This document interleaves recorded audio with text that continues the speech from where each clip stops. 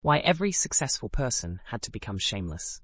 What if I told you that the one trait separating millionaires from broke people isn't intelligence, luck, or even hard work, but their willingness to be laughed at? After studying hundreds of success stories, there's an uncomfortable truth. To win big, you have to stop caring about looking stupid. The data is overwhelming. Elon Musk was mocked relentlessly when he said he'd revolutionize cars and space travel. People called Tesla a joke and SpaceX impossible. Jeff Bezos was laughed at for selling books online when bookstores existed. Colonel Sanders was rejected 1,009 times before someone said yes to his chicken recipe. Imagine the shame of that 1,000th rejection. Sara Blakely cut the feet off pantyhose and pitched her crazy idea to anyone who'd listen. Here's what's happening.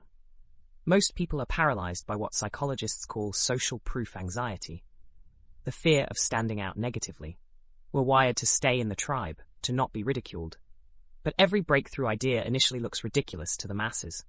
When Reed Hastings pitched Netflix, people said, "Why would anyone wait for movies in the mail?" When Brian Chesky started Airbnb, investors said, "Strangers will never stay in each other's homes." Research from Stanford shows that successful entrepreneurs score significantly lower on social desirability bias.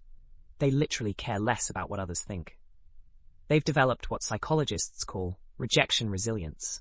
They understand that being mocked is often a leading indicator that you're onto something big. As Amazon's Jeff Wilkes said, "If you're not embarrassed by your first version, you launched too late." But here's the key distinction. It's not about being reckless or arrogant. The most successful people develop selective shamelessness. They stop caring about judgment on their big bets while still maintaining relationships and learning from feedback.